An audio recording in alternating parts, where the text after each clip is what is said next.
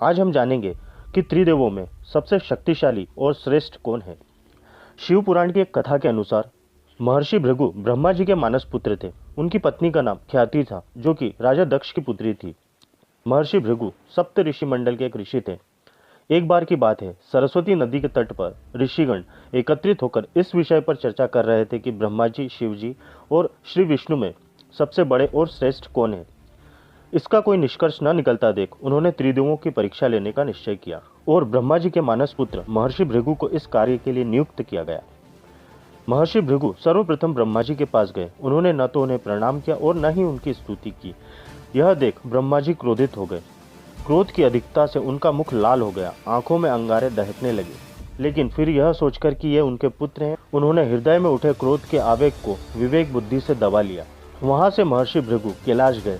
देवादिदेव भगवान महादेव ने देखा कि भृगु आ रहे हैं, तो वे प्रसन्न होकर अपने आसन से उठे और उनका आलिंगन करने के लिए भुजाएं फैला दी। किंतु उनकी परीक्षा लेने के लिए भृगु मुनि उनका आलिंगन अस्वीकार करते हुए बोले, महादेव, आप सदा ही वेदों और धर्म की मर्यादा का उल्लंघन करते हैं। दुष्टों और पापियों को आप जो वरदान देते हैं, उनसे सृष्टि पर भयंकर संकट आ जाता है, इसलिए मैं आपका आलिंगन कदापि नहीं करूंगा। उनकी बात सुनकर भगवान शिव क्रोध से तिलमिला उठे। उन्होंने जैसे ही त्रिशूल उठाकर उन्हें मारना चाहा, वैसे ही भगवती सती ने उन्हें रोक लिया और उन्हें शांत किया। इसके बाद भृगु मुनि बैकुंठ लोक गए। उस समय भगवान श्री विष्णु देवी लक्ष्मी की गोद में सिर रखकर लेटे थे। भृगु ने जाते ही उनकी छाती पर एक तेज लात मारी।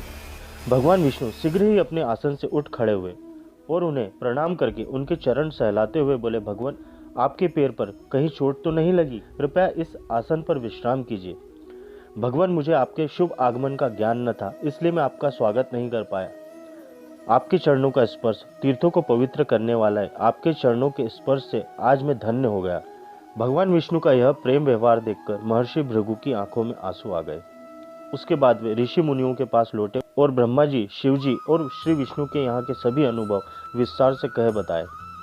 उनके अनुभव सुनकर सभी ऋषि मुनि बड़े हैरान हुए और उनके सभी संदेह दूर हो गए। तभी से वे भगवान विष्णु को सर्वप्रथम मानकर उनकी पूजा अर्चना करने लगे।